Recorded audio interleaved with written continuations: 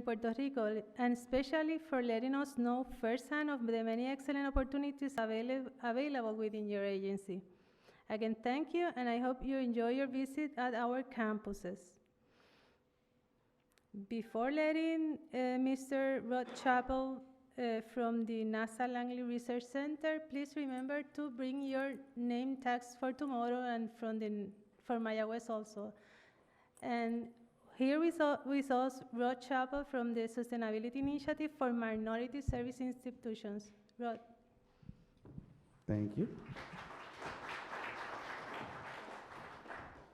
How's everyone doing? Okay, great. We're happy to be on the island. So before I talk you through what we're going to do for the rest of the week, I want to bring up some folks that are here from headquarters so they can introduce themselves, and then we'll let you know who's in the room, and then I'll walk through what we're going to do for the rest of the week, and then we'll go through the workshop portion of the day.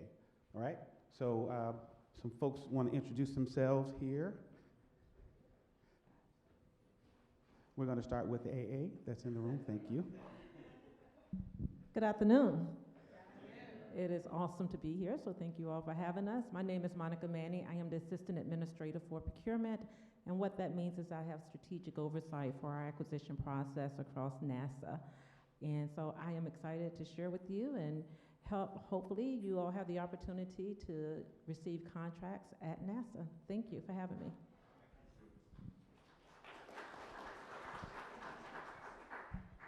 Good afternoon. I'm Torrey Johnson. I'm with NASA's Office of STEM Engagement, formerly Education. And again, we're really excited to be here with you all. Looking forward to a great week of activities, sharing opportunities.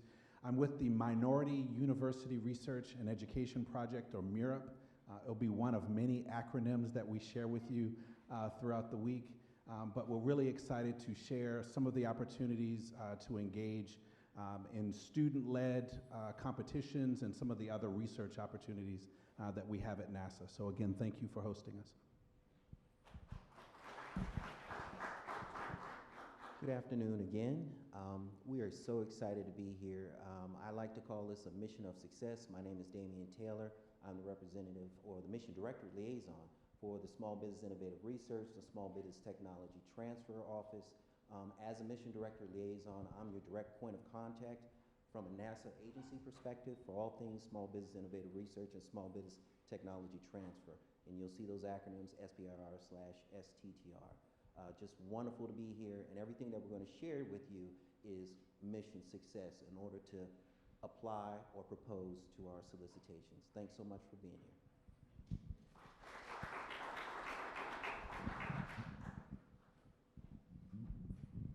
Good afternoon, everyone. Good afternoon, everyone. All right. Hello. We believe in partnership. And so we're glad that this is really an active demonstration of what partnership looks like. And as you can tell, that was really not planned. Okay, there we go. I make sure I take care of everyone else except for me, right? Sorry. So good afternoon. My name is Tabitha Taluaku Kalisa. I am the communications manager within the Office of Procurement at NASA headquarters. I'm really excited to be here. And for those of you that are new to this Technology Infusion Road Tour, could you please stand up? Please give them a round of applause. Thank you so much for being here today. So one of the things that you've heard from my leadership, you've heard from our partners, one of the things that we're really excited about being able to share with you is the opportunities within our agency. We're excited about what you have to offer, because we definitely know that there's a lot that you can offer our agency. And so with that being said, we hope we can make some excellent networking opportunities available, and we can actually get to meet some of you and get to know what you do. So we're looking forward to it. Thank you so very much. Thank you. Okay, so there are some other NASA folks in the room. If you're here from NASA, could you please stand? Okay. There are some prime contractors in the room, at least one, yeah. He's doubling up because he's JPL. Please stand, Brian's here, okay? There are some universities from the state side, so if you're from one of the other minority-serving universities, would you please stand? Dr. Peters? Okay, yeah, you forgot, you're from the state side. Okay, there's some small businesses in the room, and I know some from the States because I've traveled with them. Could you please stand? So, I'm doing this so that everyone knows who each other is, because we're also going to have some networking as well. If you are here from UPR, could you please stand? In the UPR campus, okay. Okay. All right, so, okay, who did I miss? Because some people didn't stand. Who did I miss? Okay, so we're trying to level set because this is about collaboration. This is about partnerships, so we want to make sure you know who each other is and you are talking and meeting and connecting. So this process started about 2 years ago, and we're finally here on the island. And so we want to understand what's here on the island and see how collaborations can happen. So this week is a very robust week. Today is actually our shortest day. So we're starting in the afternoon, hopefully have breakfast. You won't eat anything until 6 o'clock if you go to the molecular with us. So, yeah. Okay, I'm sorry. You will have some bites in about an hour and some coffee. So today is built for workshops. So this is learning, understanding how to do business with NASA. So we have a presenter here today who is one of our awardees, and I'll bring her up in a second. The second session from a training perspective is going to be meeting our small business specialists. So as you are trying to go from grants to contracts, there are some folks within NASA that can help you do that. And they're going to be online. You'll see their boxes come up in a little bit, and then they'll be talking to you about it. So for the most part, today we're going to talk to you, and there are some networking functions here. So at about 4:30, we're going to take a tour of the Rio Piedras campus. We're going to see some of the labs that are here. And then at about 5:30, the buses are going to pick folks up. We're going to go to the molecular. So the Molecular Research Center, and we'll be there from 6 to 7:30. We'll tour that facility. So there'll be some other folks kind of joining the room, all right? And then tomorrow, we're going to be back on campus, not in this room. So we're going to be at the theater tomorrow, okay? So everybody knows, I think the original agendas had this room for 2 days, but tomorrow we're going to be at a different location. We'll let you know, but it's at the theater. So please do not come back to this room tomorrow, everyone. And as Carmen mentioned, you'll need your badges again tomorrow, okay? And tomorrow is going to be a full day. So we're going to go all day. We're going to teach and train. There's going to be networking. And then you're going to get to hear from some of the universities about their capabilities and how to connect with NASA and other agencies. So there's a robust agenda. We're using technology. You don't see any paper other than your badges. So that QR code that's on your badge will give you the most updated agendas. Okay, so tonight because this room is kind of quirky as far as getting on technology, but there's a Wi-Fi. So you'll have that. And then Thursday, we're getting on buses and we're going down to Aguadilla and Mayaguez. And we're going to see those campuses. So those that are going to join us, we're going to get to know each other. So you see who's in the room. Don't feel afraid to talk to anyone. If you have questions, comments, concerns, you want to know something, you can stop me. I'll point them out. If you don't remember, you can stop some other folks and they'll help you, okay? So I'm going to bring up LaTanya Jones. Ms. Jones is one of our awardees, and their solicitation is called Music. Their capability was actually helping universities understand contracts, and she'll talk to you about that, but they do webinars, seminars, so those things that you don't get here, you can go and follow up afterwards, and they actually record those things. So we're going to let her take over for the next hour. We'll do a break, and then we'll bring the small business specialist in, okay? Any questions before we get started? No one? Okay, great. Ms. Jones. Do I use this to flip this on? So we will drive from here. Okay. Yeah, just say next slide. Next slide. Well, I am Latanya Jones, as he stated, and I am an HBCU grad, and I graduated in contract acquisition management, and I have been working in the field of contracts for the last 23 years. And so one of the things that I wanted to do as a graduate was to bridge the gap between minority-serving institutions and contracts. Because one of the things that happens is that from a university perspective, we get inundated with grants and cooperative agreements, and that's what we know.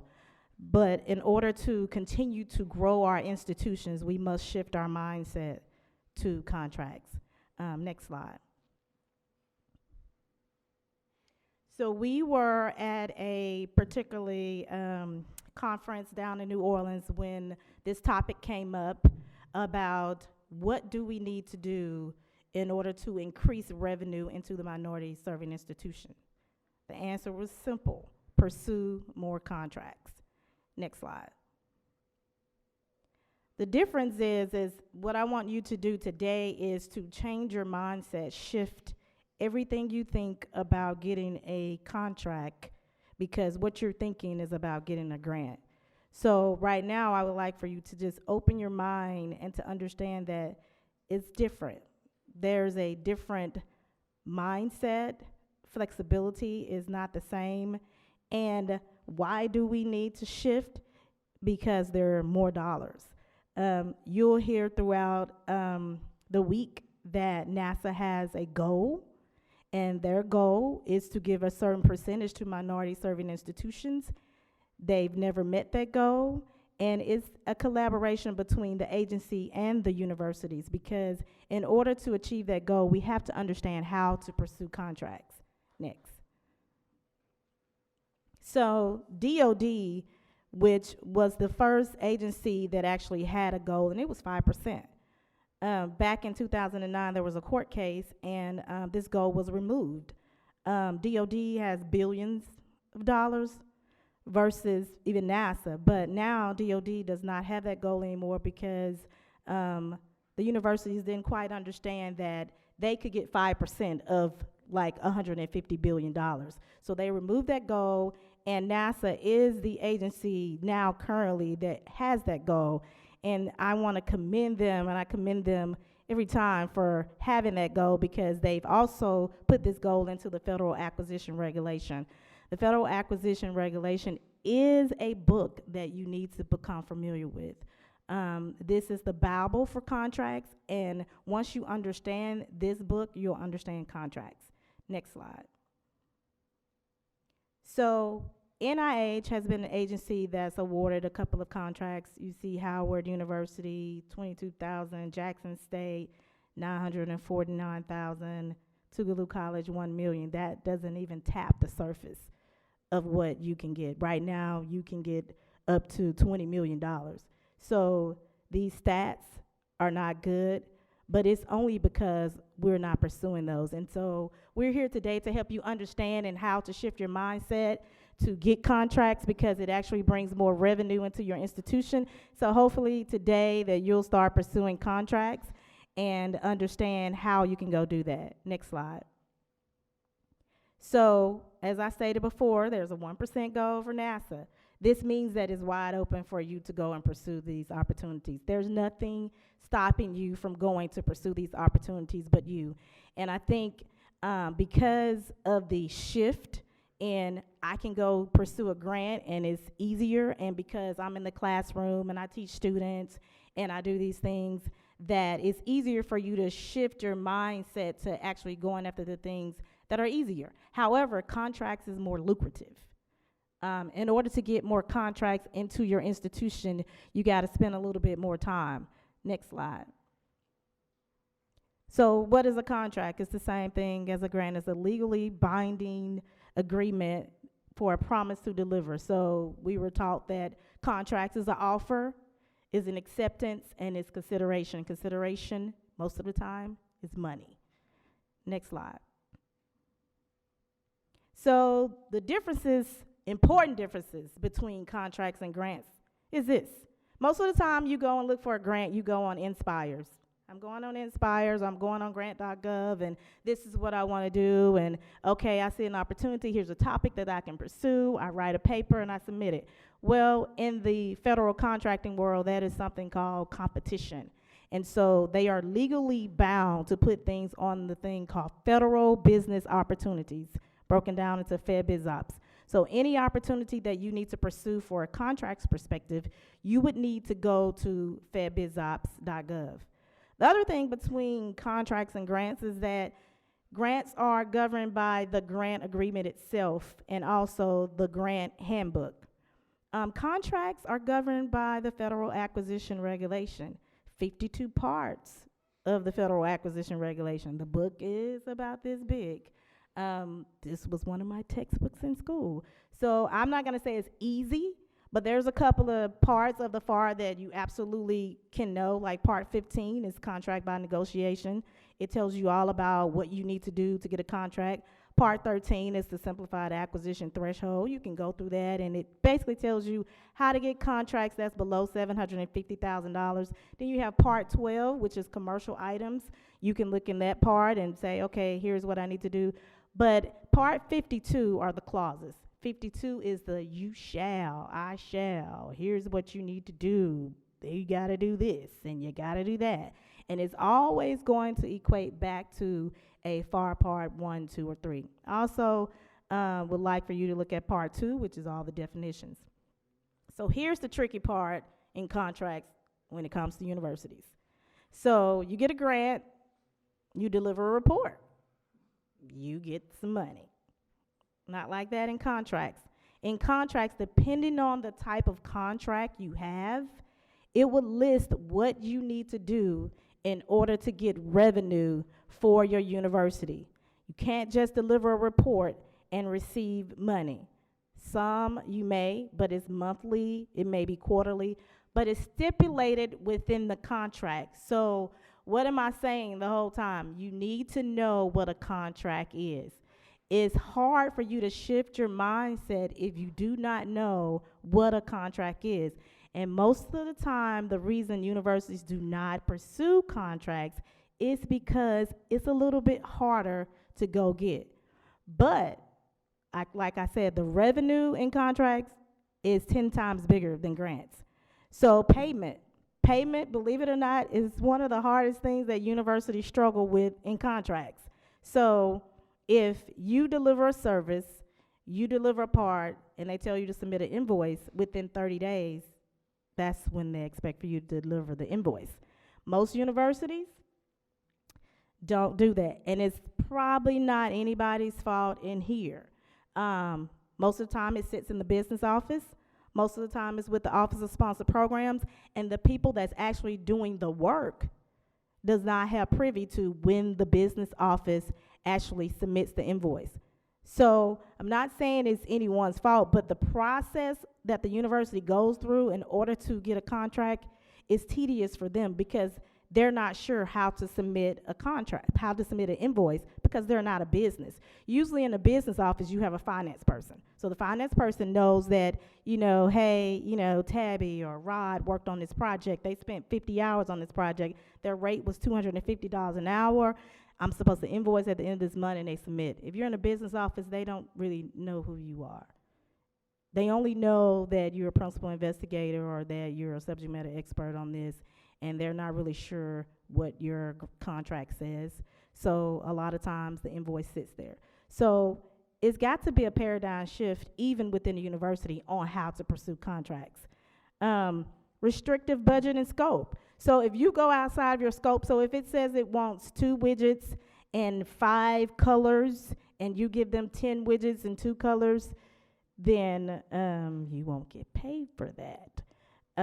Most of the times in grants, you submit a document, you submit a report. If it's within the confines of it, then they accept it and you move on, not in contract. So a lot of times universities really don't want to deal with that because they don't want to put their technical expertise in a box. But it's not really putting it in a box, it's really putting it in a bigger box with more money. Let me just say that. Next slide. So there's a lot of different type of contracts. Another reason why universities won't pursue contracts is because it's not just one contract. It's not just one type. Fixed price is where you will probably do well in, because fixed price is just like a grant.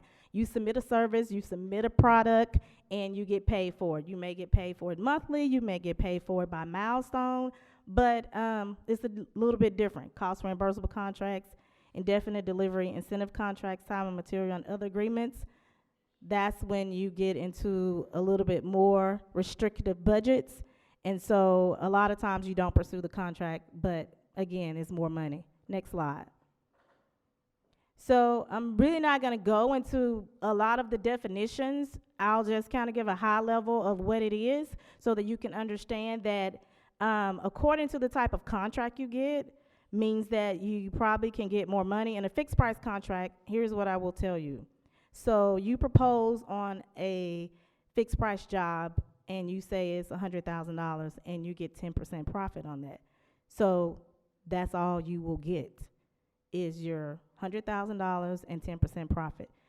You have to make sure that when you bid a fixed price contract that you put in every dollar that you believe that you are owed and the profit. And when I say profit for universities, I mean your indirect rates, your and in government contracts, you get a fee, your fee. The FAR Part 16, which are all cost types contract, it tells you, what your maximum fee could be. So in a fixed price contract, I always say make sure you know what you're delivering. Because at the end of the day, the government's not going to pay you any more than what the contract states. Next slide.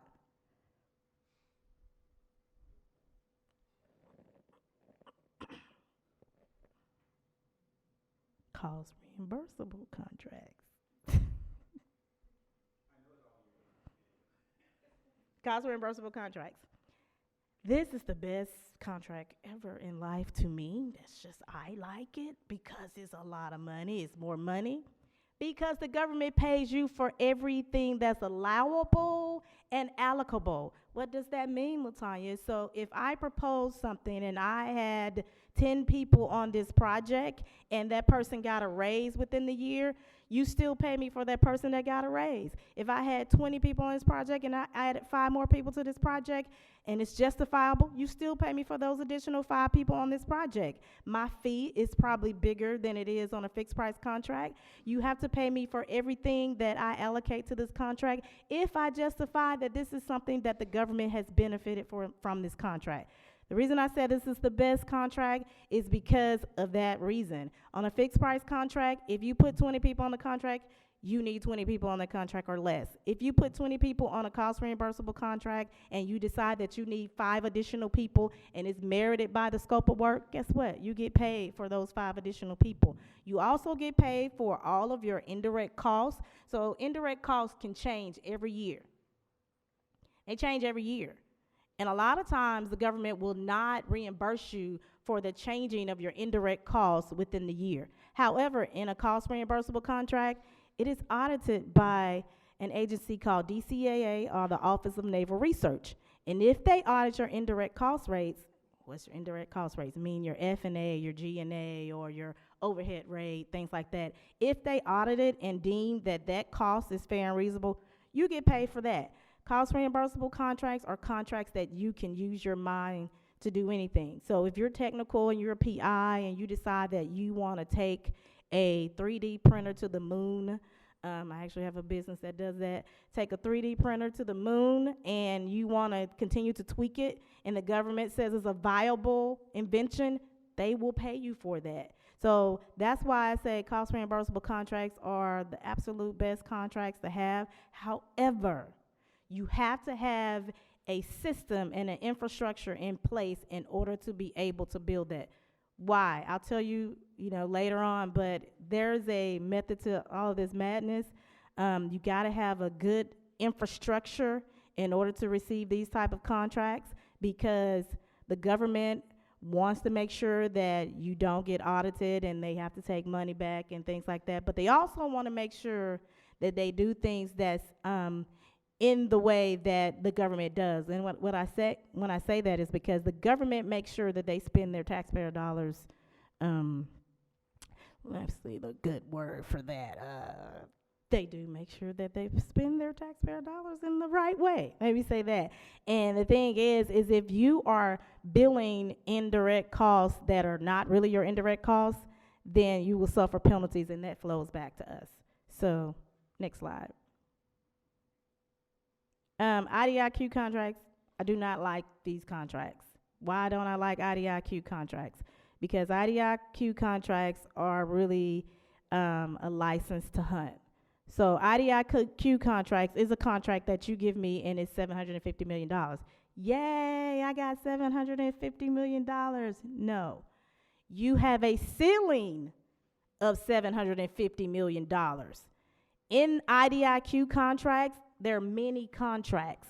Task orders is what they call them. So in this IDIQ contract, the good thing about it is if you have a good business development person, they can go out and basically use this vehicle to go get more money. However, if you do not have a good business development person and someone that can sit down with these people here up front and say, hey, Tori, I have this product, but I have a vehicle. You don't have to go find a vehicle to give to me. I have this vehicle. Do you have money? If you have a person that has a relationship with the agency and the agency has money, they can absolutely use this contract. Why? Because in the contract world, the agency has to go through something that's called, the process of opening up a requirement. Once they open up a requirement, they have to have a justification. Then if it's over $750,000, do I put it set aside for a small business? Then I got to go to the small business office. Small business office has to tell me, hey, you got to do this, you got to do that. Small business office come back to the contracting officer. The contracting officer goes to legal. And here we are still back to, do we have a contract? I don't know. But if you have a relationship with someone within the agency and you have this vehicle, I say utilize it. I just don't like it for universities, because it's hard already doing contracts. And then you want to give us an IDIQ contract that we have no idea how to go pursue and how to go get money for it. So that's my 2 cents on that. So next slide. Incentive contracts, I'm not going to even go through that. Incentive contracts is the fact that, hey, I built this thing, and if I build it 80%, better than someone else, then I get an incentive fee to do more. My base fee may be 5, but if I do it better and I get green or whatever, then I might get 10%. We're not going to discuss that today because that's a whole nother beast. Next slide. Time and material contracts. So time and material contracts, I like these too. Time and material contract says that my PI is a level 4 and he gets paid $350 an hour. And there's no way you can really dispute that, because this is what his rate is, this is what his indirect rate is, and here's what his profit is. And so if you submit that proposal to the government and they accept it, then those are the labor categories that should be on the contract. What I don't like about this contract is, not that I don't like the contract, what I don't like about people that don't understand this contract is if you change a labor category and you do not notify the government and the government comes to audit you, then you can be deemed as defective pricing. So if I decide that Sharon is a labor category 3, Sharon takes a job at another agency and I did not replace her, or I did replace her and I did not notify the government, then, and the government comes to audit, they're looking for Sharon. Well, where's Sharon? Can I see Sharon's resume? Sharon's not here anymore. Okay, well, who's working this labor category? Nobody. We're putting it in our pocket. And the government's like, no, we're not doing that right now. So you just have to be very, very careful when you get these type of contracts. Next. Basic agreement is the same thing as IDIQ. It's just a license to hunt. It's an instrument that gives you all these terms. You shall do this, you shall not do that, this is what you shall do. Next slide. The FAR, this is what I talked about at the very beginning. This is what was instilled in me 20 years ago, that if you know the FAR and you do contracts, then you can go forth and be great. And so I've been doing this for 20-something years, and so as long as you know how to deal with the government, then the government has an obligation to do the things that they need to do in the FAR. They wrote it, right? It's just like the Bible. So, you know, in the Bible, if it says, God says, thou shalt not kill, thou shalt not kill. Nowhere around it. The FAR tells you exactly what you need to do. It tells you how to invoice. It tells you how you need to look at your project. It tells you how to set up your cost accounting system. It tells you all of these different things. And so if you don't have to take it home and read it tonight or anything, and you don't have to, you know, study it front and backwards. I just told you there's different sections of the FAR that I just know, just because that's the area that most businesses and most universities reside in. So make sure, if you don't hear anything I said today, the FAR is a book that you absolutely need to become familiar with if you're going to pursue contracts and continue to get revenue into your institution, because grants are drying up. So when grants go away, you have to have a mechanism in order to build your infrastructure into your institution, and contracts is the way. Majority institutions, they're already doing it. Stanford Research Institute, that's how they built Stanford Research Institute. Georgia Tech Research Institute, they built it on contracts. So I just want to make sure that you understand that shifting to contracts is going to be hard. It's been hard for me, even doing it forever.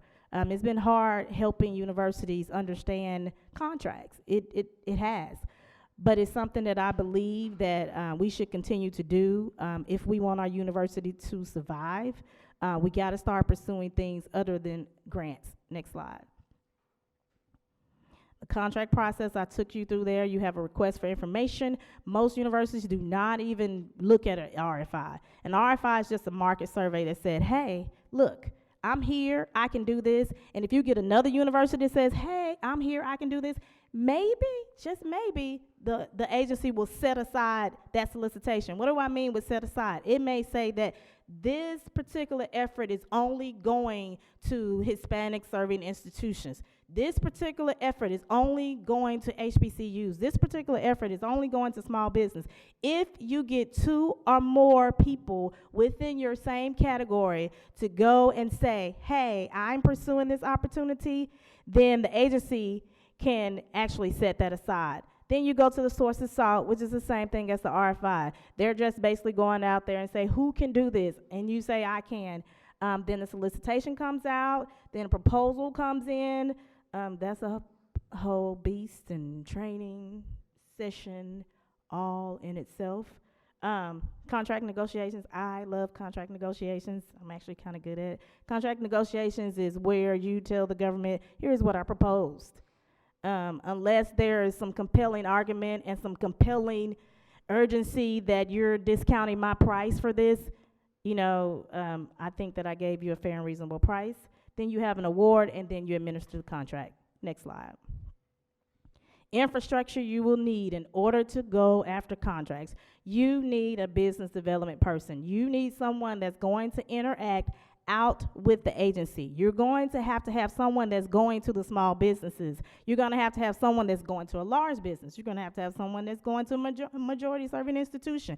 You have to have a dedicated person that's going out there to pursue contracts. The reason we don't survive, and the reason I believe that our initiative under music has not excelled the way I would like to see it, is because we don't have people that are dedicated and going to these universities and going to these agencies and marrying up the capabilities.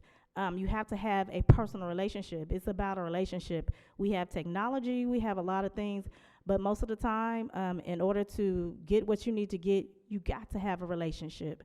it's all about relationships. Then you have to have a contracts manager, someone that understands the FAR. You don't need to understand the FAR. You just have to have someone that understands how these regulations work. Just like an attorney. I mean, you wouldn't go to court, well, some people may, but you wouldn't go to court without an attorney. You need a contracts manager, someone to manage your contract.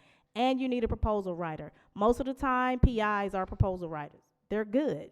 In universities, I've seen where PIs have actually been great, and they've done well as a proposal writer. But get someone to look at it. If you're not going to have a dedicated proposal writer, get someone that understands the requirements of the contract to look at it. Then your pricing schedule. Make sure you price to win. Do not lowball yourself just because you want to win the opportunity. On the flip side of it, do not increase your price just because you think that you can, because you will get audited and they will remove that money off of your contract.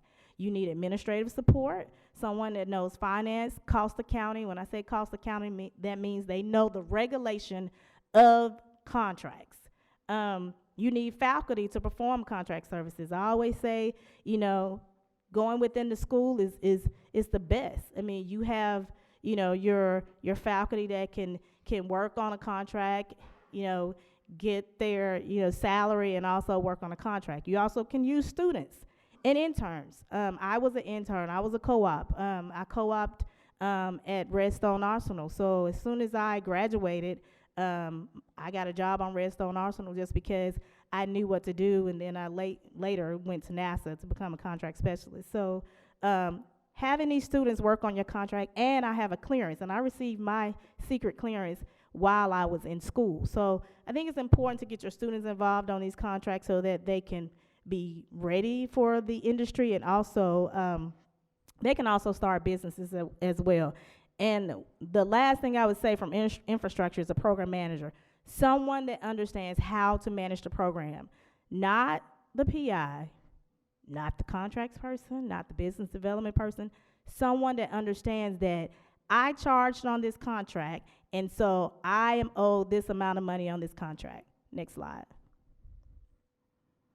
Tips for contracting infrastructure. Leverage your alumni.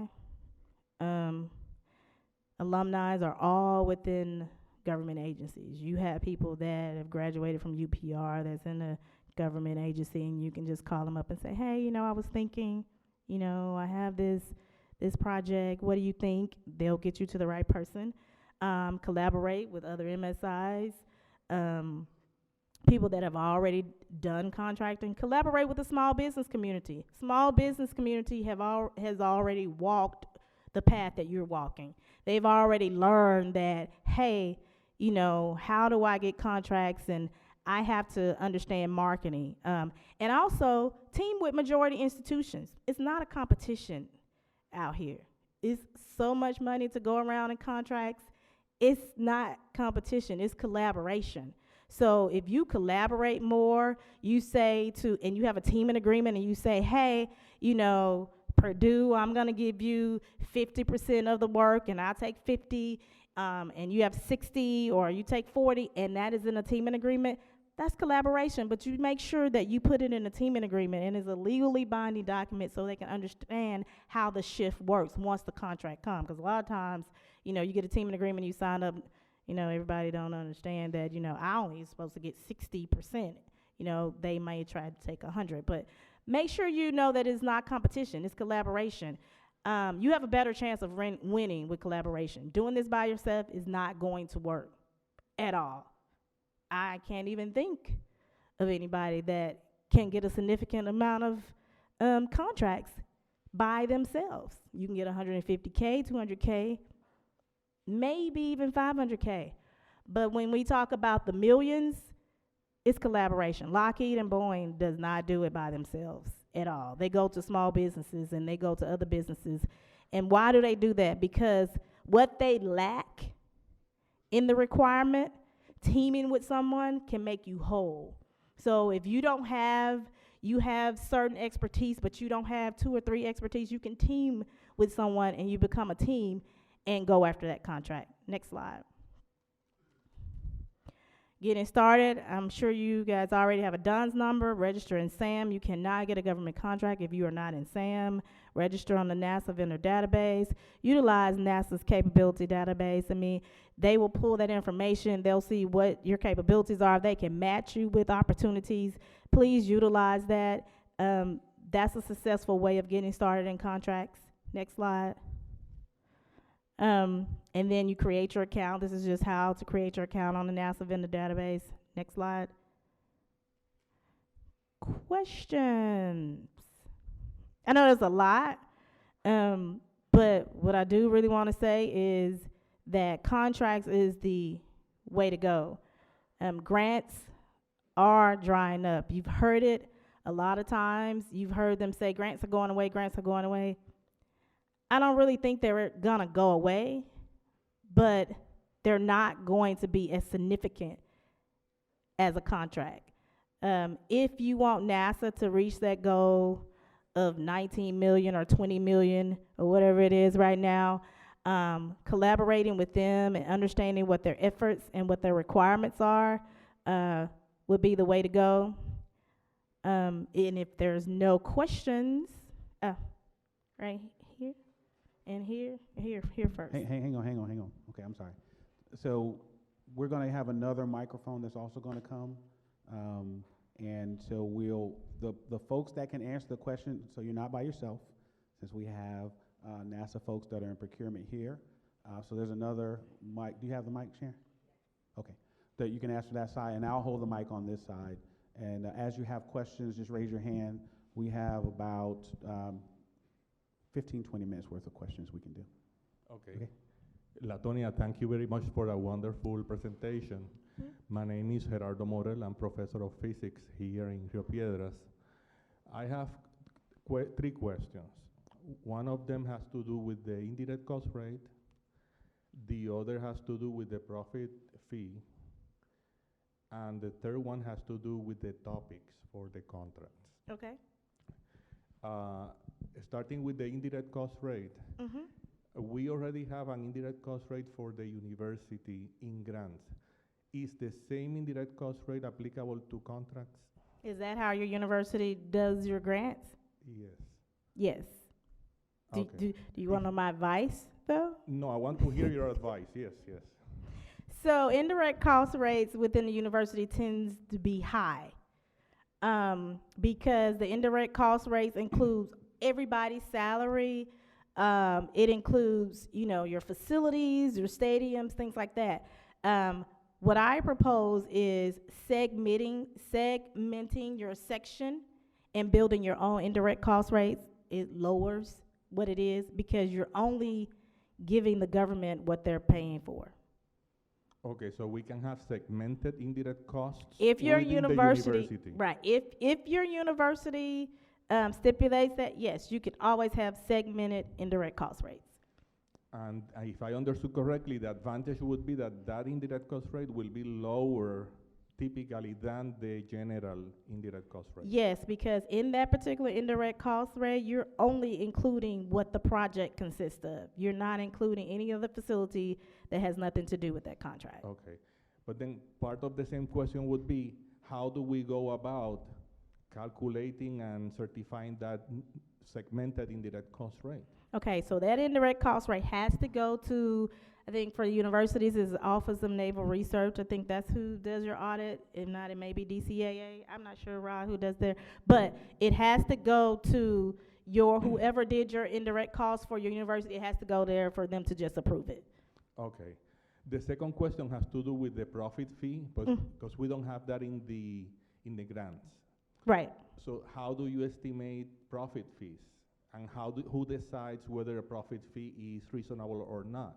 Okay, so that's when you need a person, a project manager or a contracts person. So in the FAR, it stipulates for a fixed price contract, you can go up to something like 12%. Cost reimbursable contract, 8 to 10%. Time and material, we have something like 10%. What the government uses is something called a weighted guideline. A weighted guideline is something that says my technical risk is 80% or 100%. They'll put something that says, okay, that's 0.5. Management is something, they'll equate a risk to that. cost is something, they'll equate a risk to that. So the typical fees, again, I said for a fixed price is the highest would be a 12%, cost reimbursable 8 to 10%. Time and material is somewhere in between that. But you need someone that understands it so that they can know how to do the weighted guidelines for the contract. Okay, and the third question has to do with the topics. You specifically mentioned one example that has to do with the 3D printer going to the moon and all that. It seems to me there's an idea like that comes from the faculty member to NASA. But typically what I see when I go to the federal biz opportunities is that there is already a whole list of things that they are looking for. For the most part, they look to me like things that companies can do. And I have been trying to look into those lists for years now to see what topic is applicable to us here in at least in my area of research, and I haven't found one specifically that is something doable by us. I mean, are those topics changing? The question is, are those topics changing into something that is more doable by universities, or can we propose new topics? Okay, so I'll give you two answers to that. Number one, you have an STTR, SBR person here. So I always tell universities that one of the things that they need to do is partner with the small business and go after that first. That is, to me, the training wheels to a contract. So in the STTR, SBR, you can, the example I shown where the 3D printer goes to the moon, he had phase 1, phase 2, and phase 3 awards for that. So that's the first way to get your topics that you won't normally see on FedBizOps. The other thing is you said industry may be able to do that. I just said the number one thing is to partner with the industry. So if you have an expertise, even a little bit expertise into that topic, contact on FedBizOps that'll have lists of interested parties.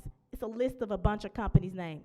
Contact them, tell them who you are, tell them you're interested in partnering with them, your university, and tell them about the goal, the percentage, and things like that, and partner with a business. Okay, thank you. You're welcome.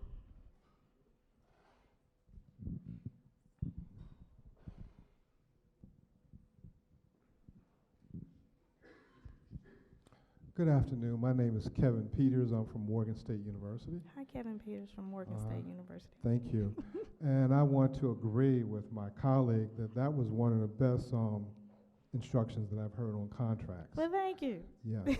But there are a couple questions that I have on. Number one is a lot of the universities, HBCUs, are not set up to do contracts. Mm-hmm. And this paradigm shift from grants to contracts, in our cases, has been very difficult. What would you suggest to get the ball rolling in our sponsored program areas to start with contracts? I am just going to be blatantly honest because I've been doing this way too long to sugarcoat it. Office of Sponsored Programs will not and does not understand contracts. So you have to set aside someone to understand what contract. That means a person that's done it before. Morgan State is actually good. So if you say you guys aren't doing that well, think about people, the universities that's up under you. I follow all of the schools, and I know which schools are doing good and which schools aren't. Morgan State's at the top. So that goes to show you what's happening in our arena right now. You have to have someone that understands contracts. You cannot go through the Office of Sponsored Programs because they understand grants and cooperative agreements. That's what they understand. Their mindset has not shifted into what a contract is. So if you have a champion at your school that understands contracts, or if you get with Mira, because our music, I believe that just because it's the first 2 years, it's slow, but they're doing an excellent job with just helping people understand that contract is out there. So get with that agency as well. Okay. And you can talk to me. Okay, great. Okay. And the second question, last question, is how do we get a hold of this presentation, because it was excellent? Okay, thank you. Thank you very much. Okay, thank you.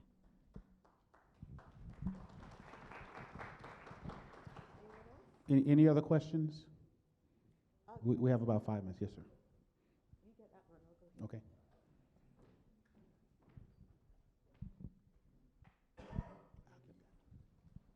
Good afternoon.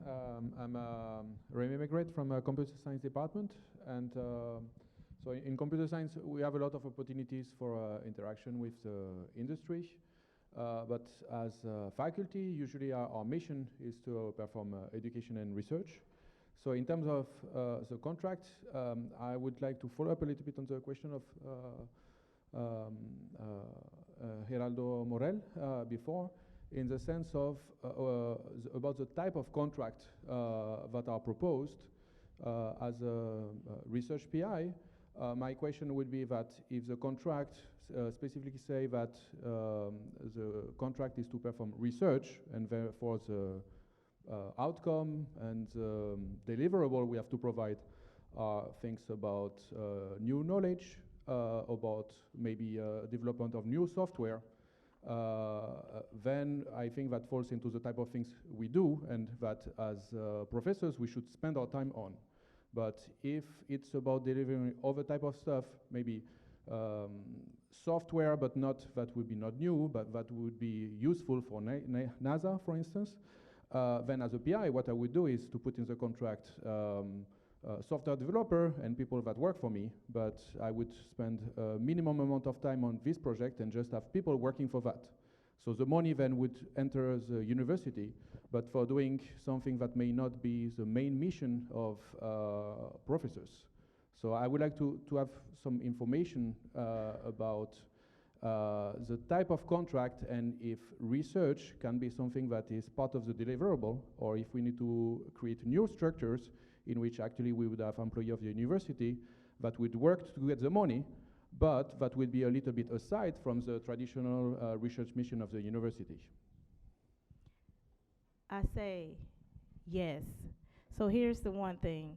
So you have contracts, and that gets into something else.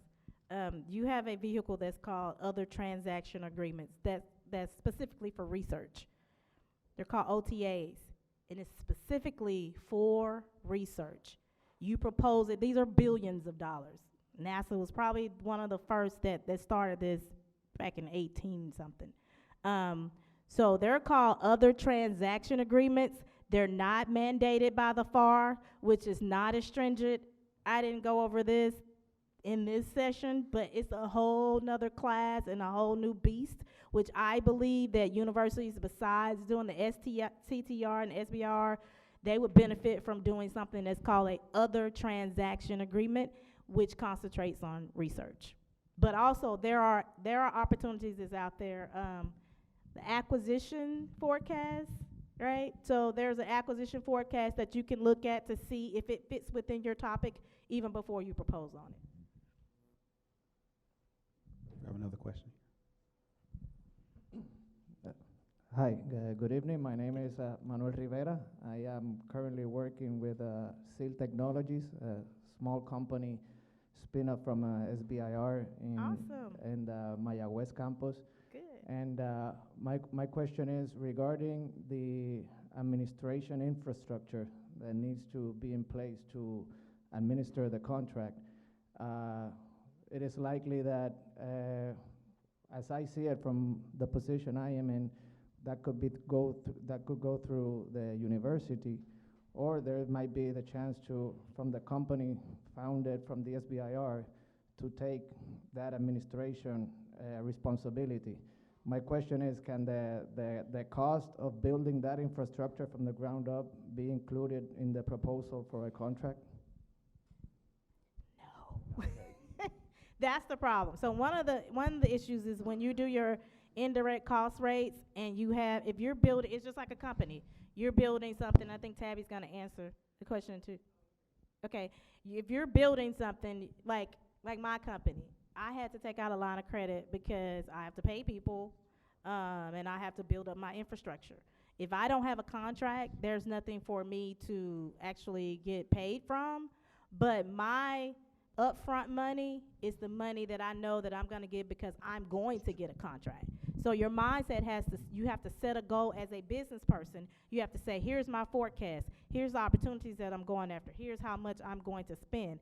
However, in an SBIR, SCTR perspective, you do get money. You got phase one, which is 150K. So that can actually offset you into building your company. That's what the company I'm talking about now. That's what they did to build their company. They won a phase one SCTR, and now they're taking their product to commercialization. So that's what I suggest. So I'd like to piggyback on that. So NASA has got a mentor-protege program. We're one of the only federal agencies that has a mentor-protege program. And one of the allowable costs is doing or being able to help a university such as yourselves, a minority serving institution, or an HBCU, go ahead and set up a business shop, so to speak. So one of the good things about that is the contractor will get credit, the prime contractor. So in this case, like an example would be JPL or KBR, since Brian's in the room, and he knows this, is that when they're proposing on work that they're going to do, they can actually go ahead and include the mentor-protege agreement in the proposal, and they'll get extra credit for being able to help you set up a contract shop. So I'll give an example. Some of you might have heard of SAIC, right? Have you heard of SAIC? They do a lot of work at NASA, and one of our areas is information technology. So they proposed to help set up a mentor-protege agreement with Oakwood University. In this case, they were going to help Oakwood set up a business shop, and they did. They went after contracts with Oakwood University, helped them get all of that infrastructure in place. So you don't have to actually bear the burden of doing that. So with that being said, now Oakwood is a partner, not only on that particular contract, but a number of other contracts that we have currently within the agency.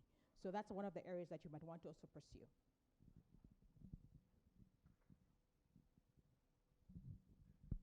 Any other questions out here? Yes, sir. Okay, so I know that there's been some questions regarding STTR as opportunities with the research institution with small businesses. We'll get in that tomorrow. I can say at just a thumbnail sketch that primarily STTRs are there to focus on the technological development, because there really isn't a whole lot of latitude to build the infrastructure there. And for NASA's phase one, we start off at $125,000, which is just a little bit different than what you see on the SBA website. But we can get into that tomorrow when we talk about SBR and STTR and the opportunities that it can afford you with regards to some of your research subtopics. I heard about a question earlier, and how perhaps maybe in the work plan split, that research institution wants to focus more on the research reports versus the other productization aspect of it, which can be handled by the small business. But we can get into that tomorrow. Just wanted to leave you with that right now. Thank you. Tabby, I would like for you to talk about the university as a small business and their designation. So, yeah. Thanks, Rod. Am I stealing the small business office thunder here? That might be one of the topics they're going to talk about later. I mean, are they going to talk about that? Well, maybe not. So, okay. So one of the great things about the National Aeronautics and Space Administration is within our regulations, HBCUs, we get credit for HBCUs as they're considered a small disadvantaged business. So that actually works towards our small business goals.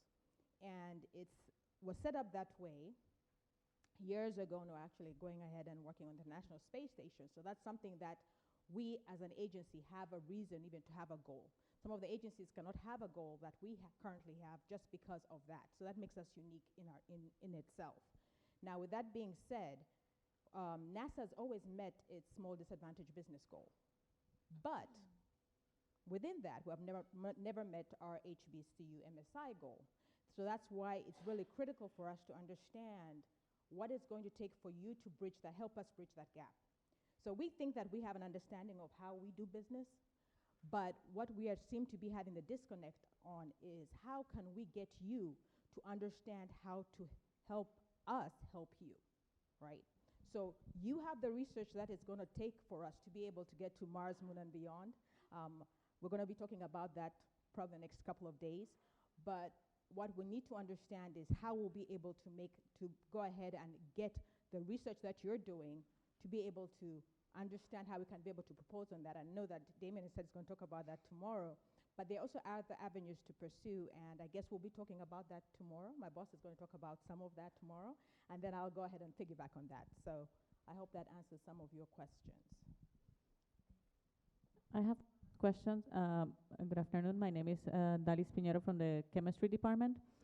So far, you have explained a little bit about what are contracts, and I think that, at least for me, something that helps me understand in terms of what I would like to embark as a scientist is sometimes when we talk about the percentage of success. So I know, I don't know, I have, so far maybe I have mixed a little bit the messages.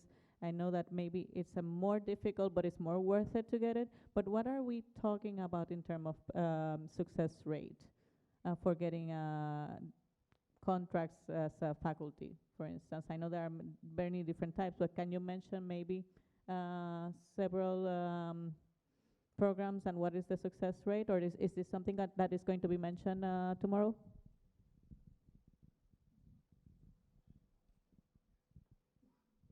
Okay, so I guess we'll talk about that. We'll actually go into that tomorrow. You're going to be here tomorrow? Okay, absolutely. So we'll talk about that tomorrow. Yeah, because there are other universities that have contracts and have won awards. And so as we talk about collaboration, and one of the reasons that their university was selected, because they've won contracts, won awards, and so we're hoping that they can speak the language of the university and how to bring your research and your, what we'll talk about, instrumentation and equipment, which is key for us to understand what you're doing on campus. Because a lot of the prime contractors and NASA researchers are looking for that instrumentation and would give you the opportunity to do that as a part of a contract partnership, right? And then secondly, SBIRs and STTRs, those are contracts. So just so you know, those are a part of the contracting specifications at NASA. Yes. So you have 5 agencies that administers both SBR and STTR as contracts. Then you have 6 agencies which are just grants only. So there is an opportunity to do both. But as it was said earlier on, it is more lucrative to do contracts. It would be in your best interest to learn and build capacity within a research institution in order to do contracts. I know that that presents a lot of issues and problems, but if you look at it from a long goal perspective, over time, you're steadily building that capability in there, and as time goes along, you pass the baton to the next person so that you can have that capability to speak of. And then you can branch off into other things that NASA has outside of just SBR and STTR. Okay, any more questions before our break? Okay, so we're going to take a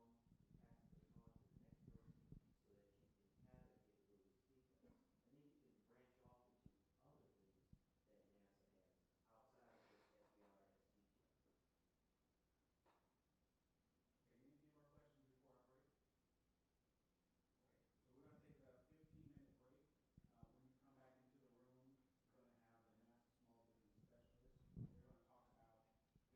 going to have the NASA Small Business Specialists. They're going to talk about their centers, but also how you enter the contracting process and find out where the opportunities are within NASA. Okay? All right, 15 minutes. Food and beverage are right outside the door.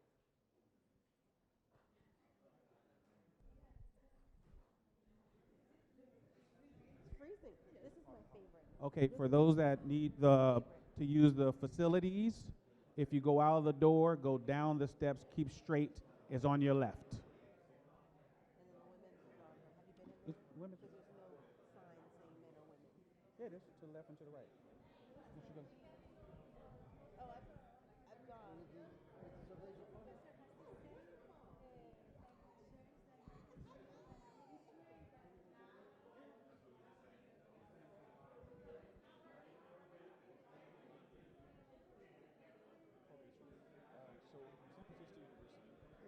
Oh, San Jose State.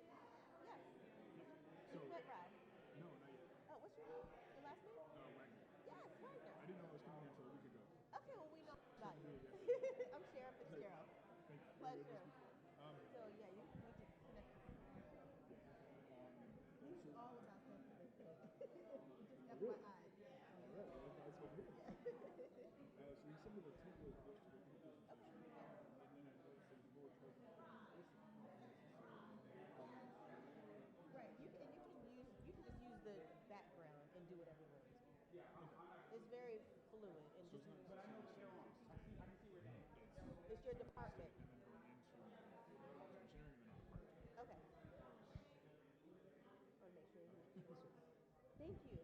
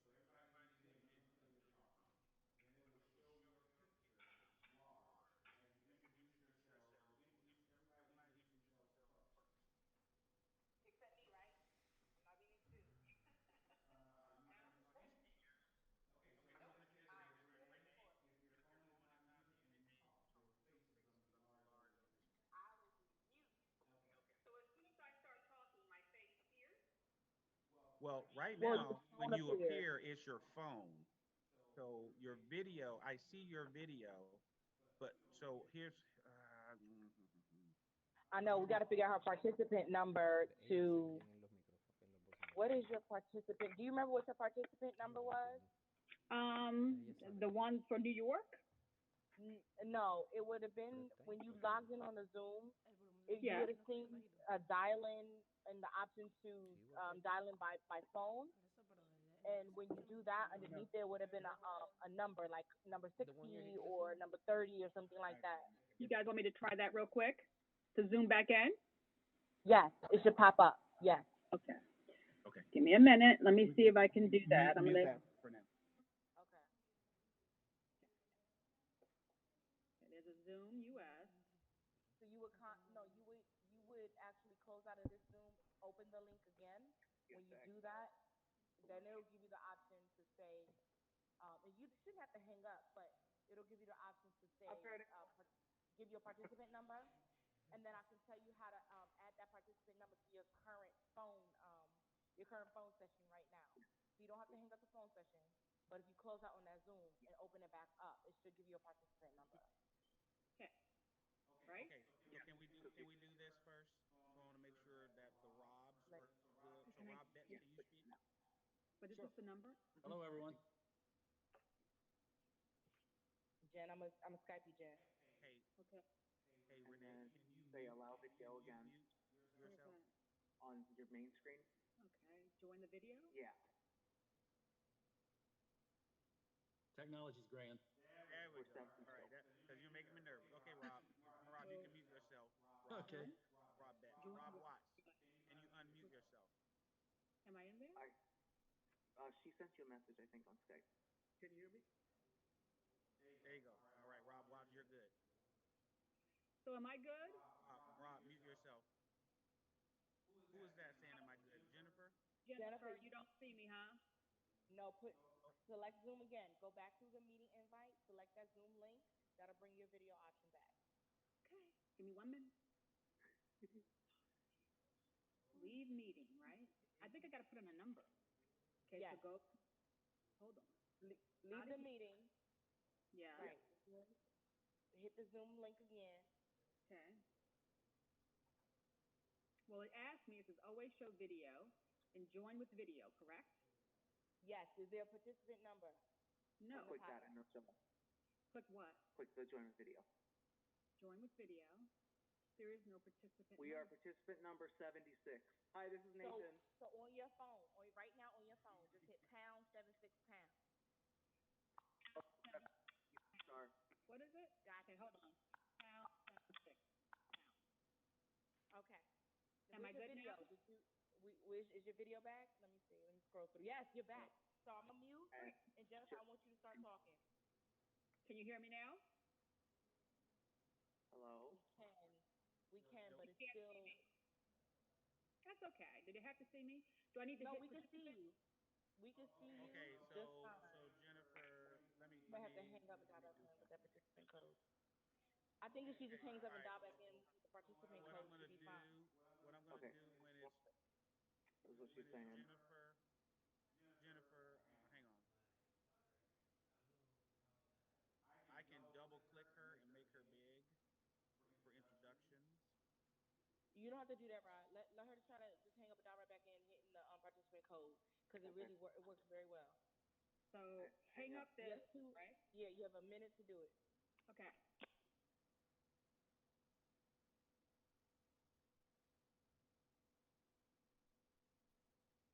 That's the system that I have working on my phone. It works like a charm. Zoom was able to let me dial in and use my audio as part of my. You love taking notes? What do you say? What did Ross say? I said I love technology. Oh, yes. Yes, yes, yes. We love the technology. But that's interesting. Can you? Renee. Yes. I haven't looked at these slides, so let me open your slides. The one I sent to you and Sharon, yes, the most recent one. Yeah, you're killing me, by the way. So Jennifer, you look so professional. You are the I try, because I have to represent NASA as Yes, Jennifer, there you go. Yes. Woo! tell you. I hope this stuff is Go, going. Jen. But you know Okay. what? We got it in under a minute. Okay. Am I on? Can everybody see me? Good. Yes, and we can hear you. Lovely. Perfect. I'm going on mute. I'm done. Bye-bye. So hit star six when you hear the Jennifer. music. Yes. Okay, gotcha. Okay, let's test again. Rob Betts, please unmute. Yep, I'm here. Good to go. Hi, Jennifer. Hi. Oh, Rob, you didn't come up. Hang on. What did I do? Need me to talk again? Yes, please. Just keep talking. Let me see how I can. Okay. Jen, mute. Jen, just mute yourself for a minute. Okay. Okay. Go, Rob. Beth, you're up. Just Okay, breathe. I'm ready. Here we go. Let's roll. Good to see everyone. There we go. You hear me? Okay, Can you it's see just me? it's just a delay. So Okay. I'll tell you when you're up. You know, you're talking. So okay, Jennifer, you just popped up. Did you mute your? Go back on mute, Jen. Stay on mute. Okay. All right. So Renee, can you hear me? Loud and clear. All right. So the slides, I haven't seen the deck. So is you?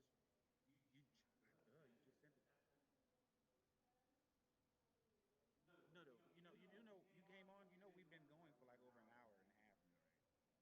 I sent it earlier, so I don't know what you're talking about. Oh Like, yeah, don't try to even explain though to me. like, so I want to understand your. Some buzzy name. Are your slides in order? Yes. By who? Jennifer? Perez, Bet, Watt. Okay. And that's And how. it's all one slide. It'll transition. There's transition slides. First one will have Jennifer's name. The next set will have Rob Bett's name. The last set, Rob Watt. Okay. So that's how you all will introduce yourselves, and then we will go to a sharing here, which will show the presentation. Okay. Yes. Yes, they're muted. I can see you. I can see you bright on the screen. Okay. Yes, sir. Yes, sir. All right. So let me. Don't Are you we wish I was advancing there? slides on our own? Uh, Are we advancing the slides on our own? no. You won't have access to do that. We'll do that. So we're going to introduce ourselves first, Jennifer, me, then Rob, and then we're going to do our presentations, Jennifer, me, Rob. That's Right? correct. Okay. Yes. Oh, wait a minute. So it's not in order. You are. Yes, it is. It's in order, Jen. Rob Watt, stop laughing. Okay. Troublemaker. We good, Jen. We good. Just as we talked earlier, we good. Okay, so let me know when I need to start. Who's the moderator? Rod Chappelle. Okay. So everybody has to say next slide. We will have to advance. You will have to request to advance the slides. Okay, thanks. Rod will let us know, right? Rod will let you know. Yes. I'm just trying to close out all my stuff, just in case this doesn't.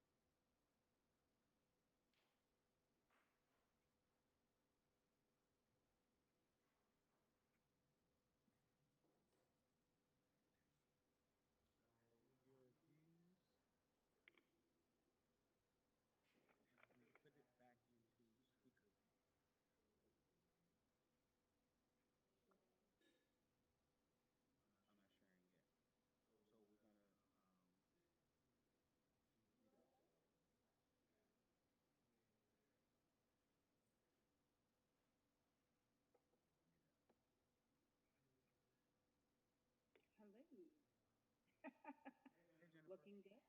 Hello. Can you mute yourself? Can I mute myself? She got mic to mute. Can you still hear me? Okay. Can everyone hear me? Yes. Okay, wonderful. I can hear you, but just barely.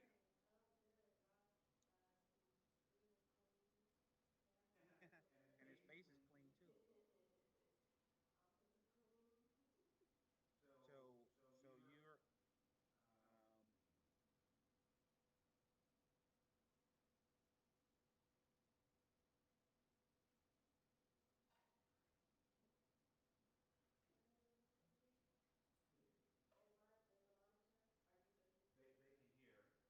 They can hear.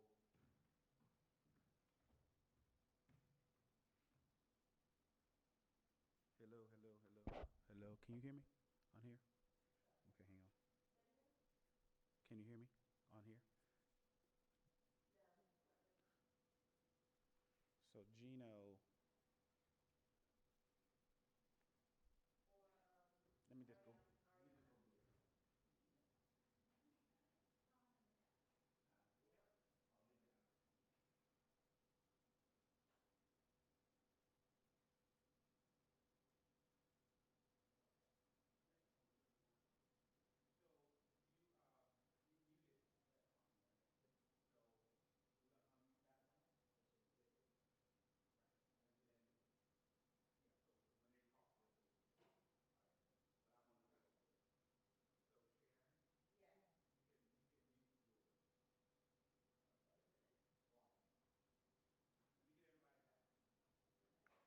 Awesome.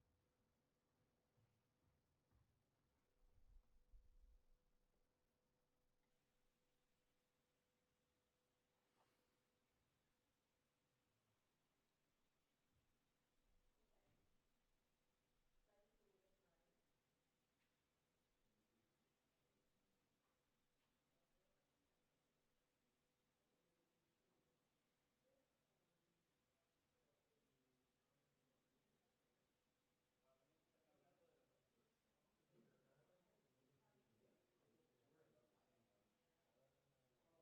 everybody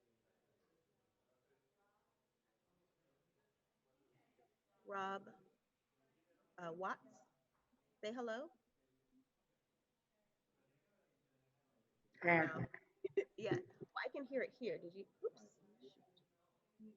mute my, Unmute.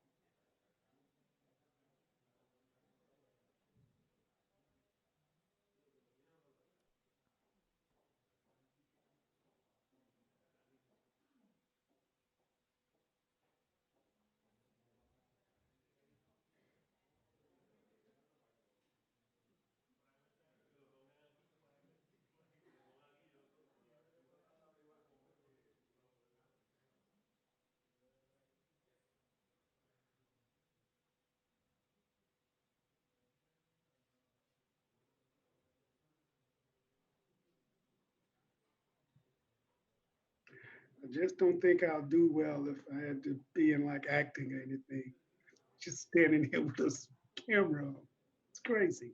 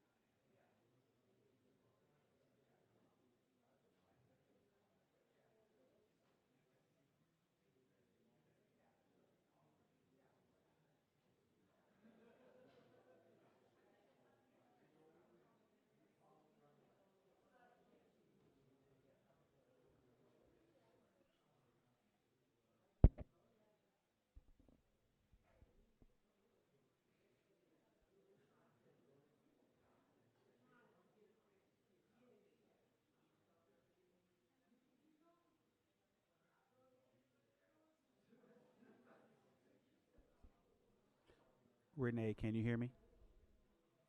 Thumbs up. Okay, wonderful.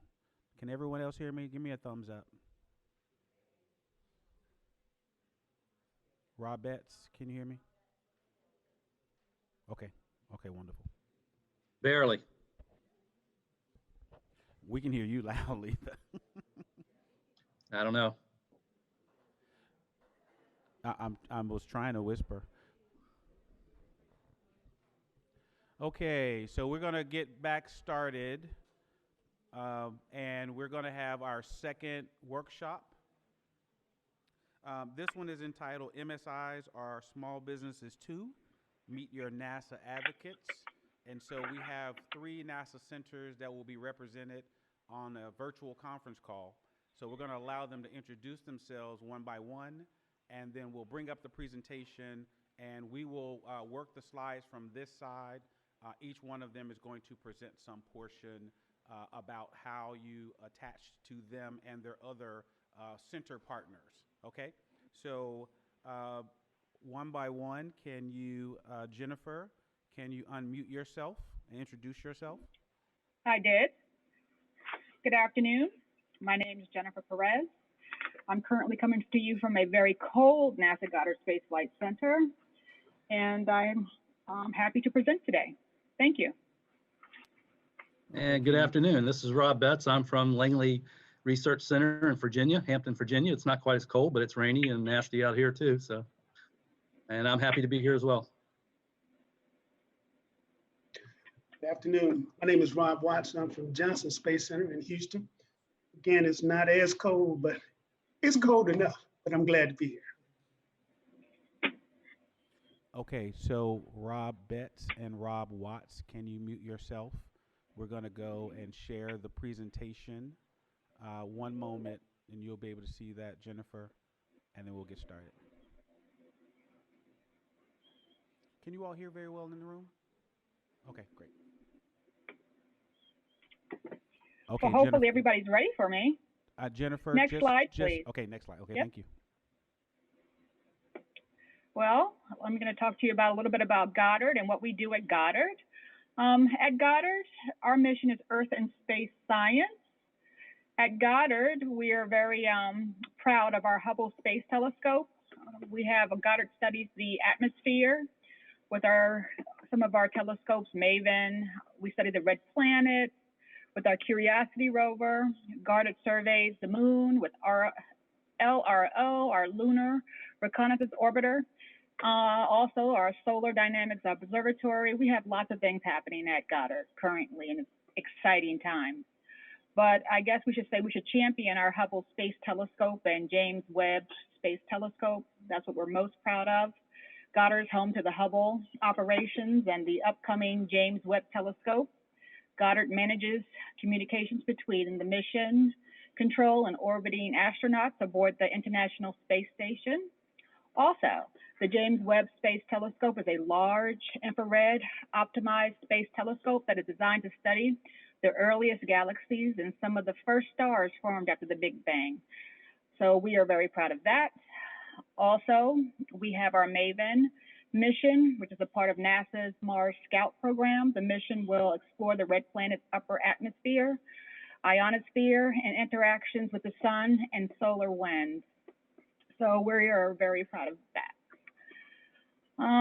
What else do? We do so much here at Goddard, but when we're not doing that, trying to get back to the moon, and we're not at our desk, we're at our local outreach events at the National Small Business Federal Contracting Summit. Upcoming, it's going to be in Arlington, Virginia, or the annual Government Procurement Conference in Washington, D.C. We also attend the American Express Summit for Success in Washington, D.C., and the Conference Society of American Military Engineers. So those are some of the upcoming events that we have supported. Either we have supported or we're going to support. We also, when we're not doing that, we provide counseling to our vendors and technical advisors. We provide informational meetings with our vendors via phone or in person. And of course, again, I will reiterate that we do go to a lot of outreach events, and we try to respond to all emails, and we also are on social media. So let's get to the next slide, please. So I'm not sure if you guys are aware of our Artemis or Gateway contracts, but that's basically what's going to get us back to the moon. It's exciting times. We're actually going to put our first woman astronaut on the moon, as did Neil Armstrong in 1969. So way to go, lady power. Also, it's basically our lunar exploration program, and I'm going to show you some of the upcoming contracts that we currently have that are going to be in support of this. So as you can see, we have several contracts that are coming out of Goddard, and they are in support of the lunar exploration program.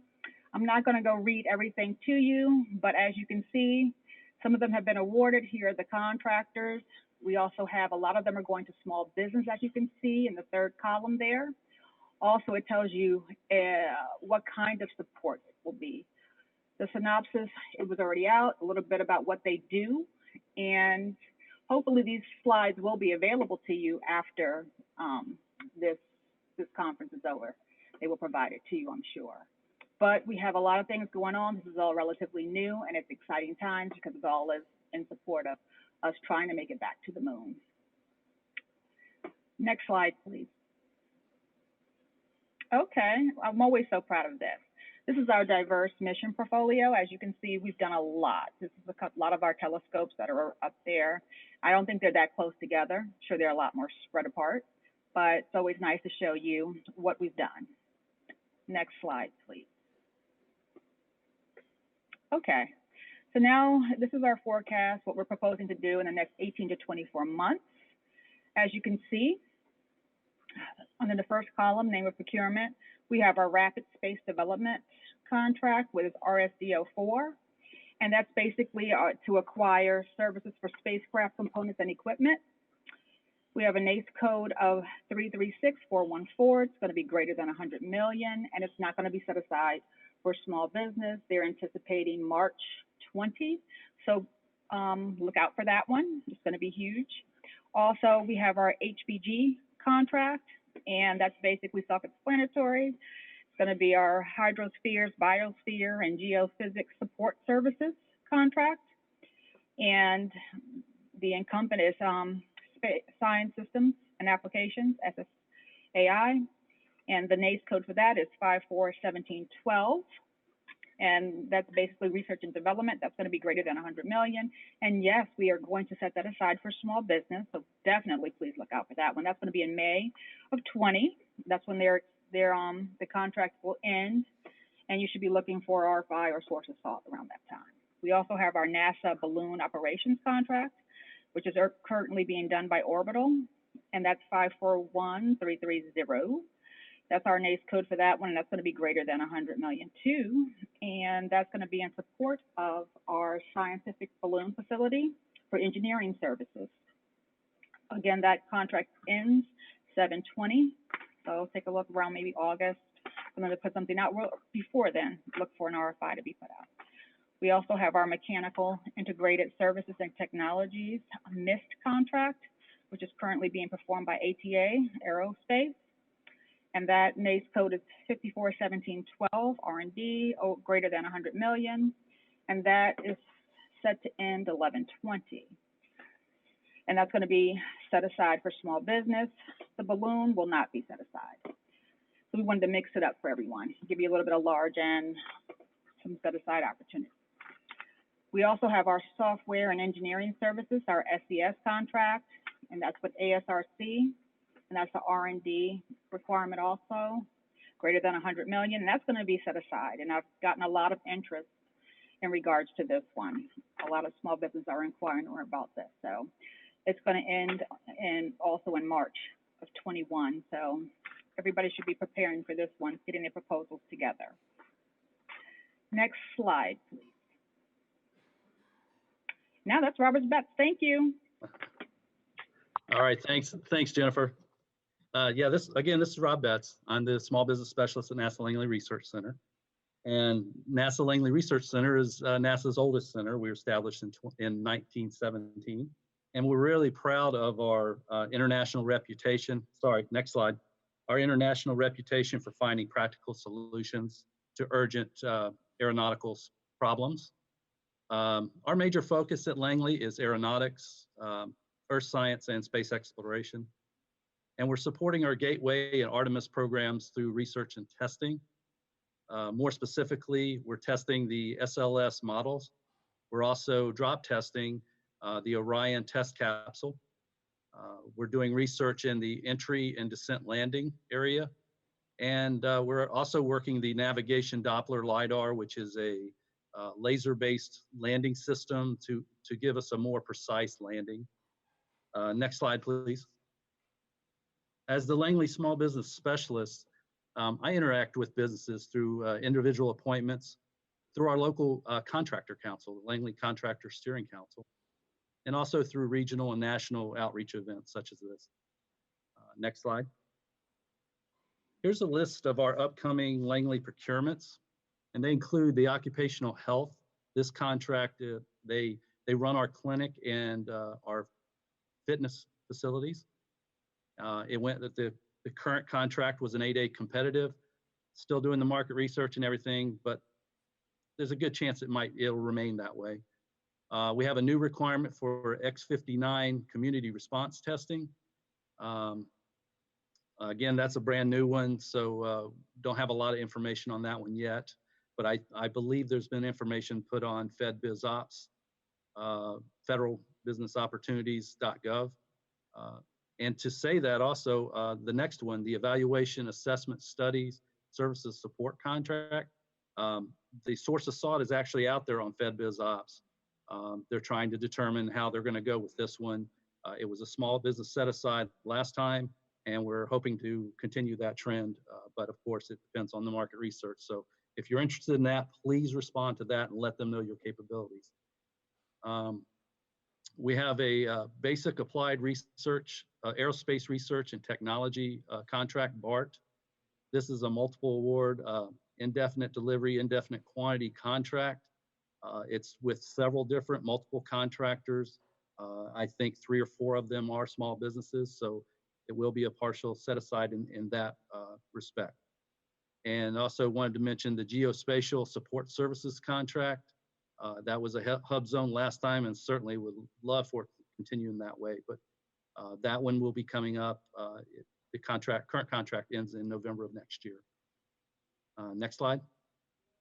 I'm going to turn it over to Rob Watts now. He's the Senior Small Business Specialist at Johnson Space Center. Thanks, Rob. Again, I'm Rob Watts. I'm the Small Business Specialist here at Johnson Space Center. Next slide, please.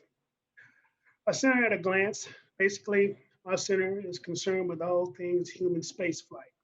Some of the big projects that we house here at the center are the ISS, International Space Station. We have the Orion program and currently Gateway and some of the commercial lunar applications. One of the things that's unique about our center, each year we have a JSC Light Manufacturing Industry Day event. This event, we really go to all of our engineering directorates the year before, and we ask what specifically they're looking forward to procuring, and we set an industry day specifically around that event. So that's something unique about our center. We do that once a year. We invite all of our engineers to come out to see what you, the industry, have. For our joint counseling dates, we have one once a year for both of our council. Our large council meets on the second Tuesday of each month at 1 o'clock. And for our small, that meets the last Friday of each month at 10 a.m. Some of the ways we interact with industry, just like my counterpart said earlier, phone, joint counseling. We also do outreach activities, regional and local, and via courtesy call. Next slide, please. Our top contracts that we have at the center, we have the Specialized Engineering, Aeronautics, and Manufacturing. That's our SEAM contract. It's a multiple award contract, and you can see the incumbents there on the screen. Next code is 541712, between 5 and 50 million, and we're looking for that to go out in June of 2021. It hasn't been decided whether or not it's going to be set aside yet. We think it will be, but at this time, it just hadn't been determined. Then we have our calibration and metrology services. The incumbent is Roman Services, 541380, same dollar value. We haven't decided whether that's going to be a set aside either. In this column, you'll see the current contract number. And if you want it for the others, please just let me know. This is so if you want to do some FOIA information and you want to find some information on the requirement, you can look it up through those contracts in that column. Next, we have our exploration extravehicular mobility unit. No incumbent, this is a new requirement, 541330. We think it's going to be greater than 50 million. And we haven't decided whether or not we're going to do a set aside. We'd have to wait on market research for that. Integrated graphics operation and analysis, laboratory contract, support contract, goal. That's with Sci4 Technologies. It is going to be set aside as an 8A. We're looking for that in September of 2020. Next, we have our NASA Integrated Communication Services, our NICS contract. It's going to be sizable. Current incumbent is SAIC. 541512, it will definitely be greater than 50 million. It's not going to be set aside, and we're looking at that in May of 2021. Lastly, we have our Johnson Space Center Engineering Technology, our JETS contract. Incumbent is Jacobs, 541712, greater than 50 million. It's not going to be set aside, and we're looking for that in April 2020. Again, in the other columns, you'll notice that some of the contract numbers are there, but those that are not, if you're interested, let us know and we'll get you that information if you want to do some FOIA and try to get some information on this. Next slide, please. NASA recommends top 10 things you can do to try to do business with all of the centers throughout the agency. One thing is identify your product and services, know it well, register your business. Identify your target market with NASA. We have 10 centers, they all do different things, but know who you're talking to. You have Rob Watts and then you got Rob Betts, but we both do different things. So know what you do and what we do. Identify current NASA procurement opportunities. Explore subcontracting opportunities. Our boss in DC, Glenn Delgado, often says this: subcontracting dollars are the same as prime dollars. They spend the same. Familiarize yourself with NASA contracting procedures. Know the FAR, but also take a look at the NASA FAR supplement and see what those things that are unique to NASA. Investigate federal supply schedules. There are some different rules and some different applications for those requirements. Seek additional assistance as needed. Use your PTACs if you're not familiar with those. That's the Procurement Technical Assistance Center. I believe that's what PTAC stands for. Seek additional assistance as needed. Investigate NASA Small Business Program, especially one that's nearest to you. And market your firm well. Have your 5-minute elevator speech. Know what you do. Be prepared to tell us up front what that is. Next slide. The NASA OSVP mobile app.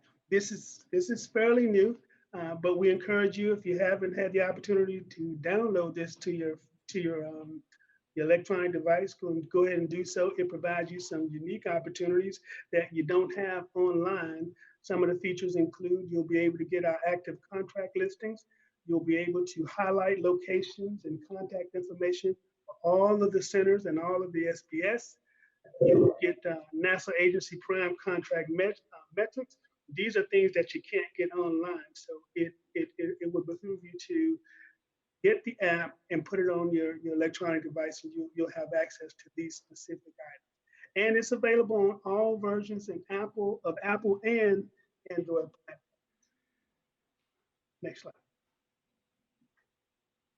NASA vendor database. This allows representatives from both large and small vendors who wish to do business with just NASA. And I always tell my small business, this is our opportunities. If you deal with FBO, and I know FBO is going away now, so it's sam.gov. This is the difference between being in the ocean versus being in NASA's pond. These are folks that just want to do business with NASA. So if you haven't had your company registered here, please do so. You'll be able to post your capability statement.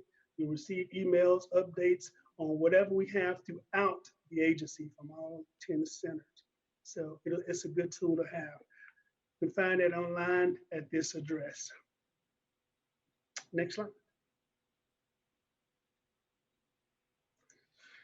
Here you find a listing of all the NASA centers across the agency, along with the small business specialists and their contact information.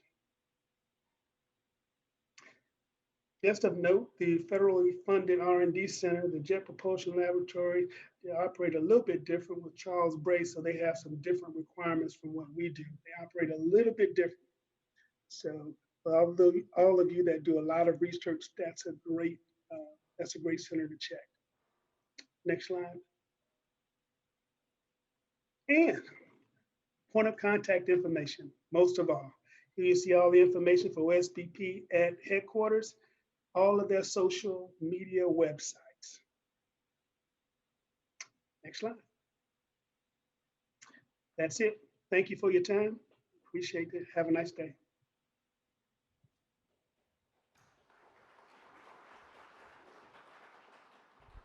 Okay, thanks everyone. So for those in the room that have questions, we can ask questions. Now, I must say something. You all can't hear, can you all still hear me?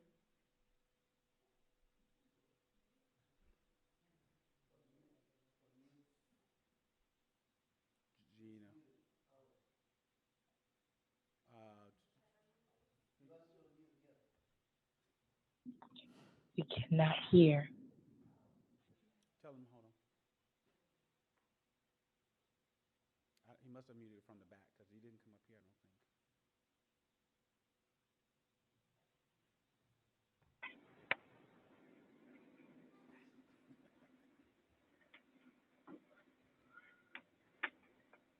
Unmute us.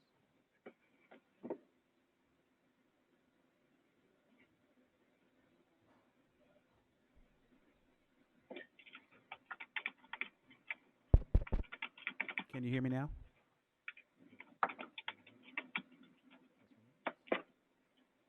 Mute me. That's Jennifer. Can you hear me now, Renee? Okay, so Jennifer, can you mute your system until you're talking? No, you can't? Okay.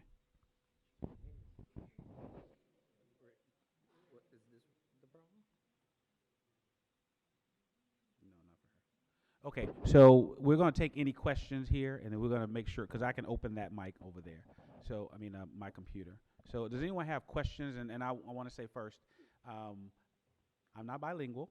However, if you have questions in Spanish, we do have some folks in the room that can help translate for me or come up and help, right? So, so the NASA folks that are bilingual, can you raise your hand back here? Okay, so we got 3 folks, 1, 2, 3. Where's Evelina? We got 4. I promise you she's bilingual. So you can, not only here, but as we're networking and you feel more comfortable asking them questions in Spanish and translating, so because I know it's very technical, then feel free to do that, all right? So any questions for the small business specialists about what they discussed and talked about? Okay, I'm sorry. One question? Yes.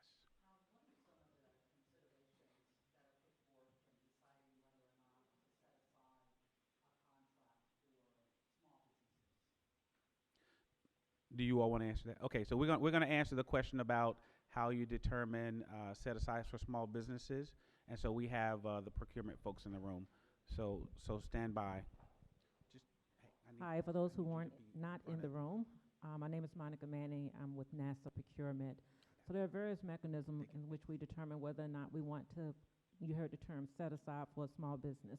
First, we conduct what's called market research, and market research is really posting on FedBizOps. You heard LaTanya earlier talk about that, to see interested parties, who out there is available that can actually perform this work. So it's really important for you to actually respond to that, right? Because a lot of people think that the government has already made a predetermined decision to post on what they're going to do as it relates to a set aside. So we conduct market research. We host industry days, and we look at historical information to inform what our decisions should be. We also read capability statements, right, because the market continues to change. Your capability statements helps us to identify whether or not there's a new market base out there that can actually do this work. We also look at the size of our procurement. Sometimes the nature and the size of our procurement, even though you may be able to perform technically, makes it too complex. You may not have the infrastructure to perform on that, even though it may fit within your capability bucket. So those are the primary criteria in which we identify to understand whether or not we should set aside or whether or not we should go full and open. If we go full and open, which means anyone can propose, that does not preclude a small business from actually putting in a proposal.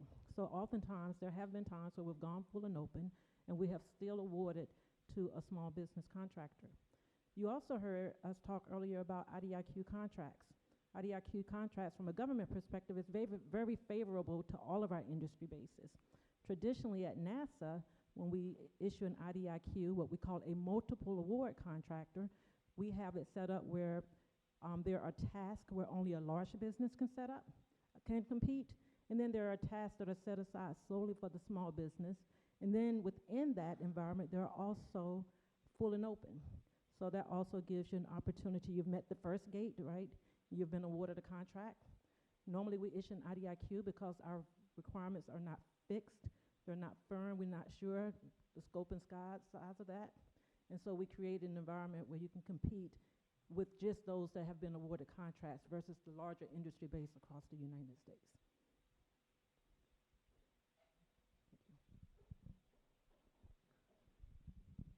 Any other questions in the room? Okay. Okay, small business specialist, you're free to go. Thank you so much.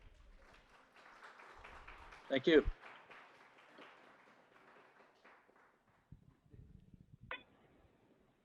I'm trying to check. Okay. Sharon, we can close it. Did he say we were done, Jennifer? He did. Did he say we were done? Okay. Okay. All right. So what we're going to do next is we are if there are any more questions about anything before we go, because we're going to go on the university tour next. Okay. So no questions. So the buses right downstairs. We'll see the bus. We'll go over to the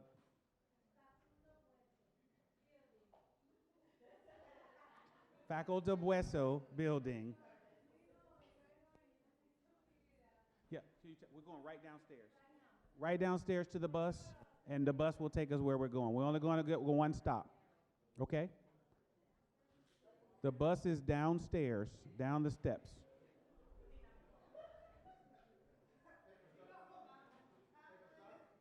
Yes, so when we leave, we are going to go over to the molecular.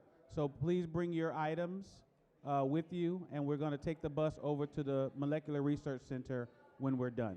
We won't be coming back to this building.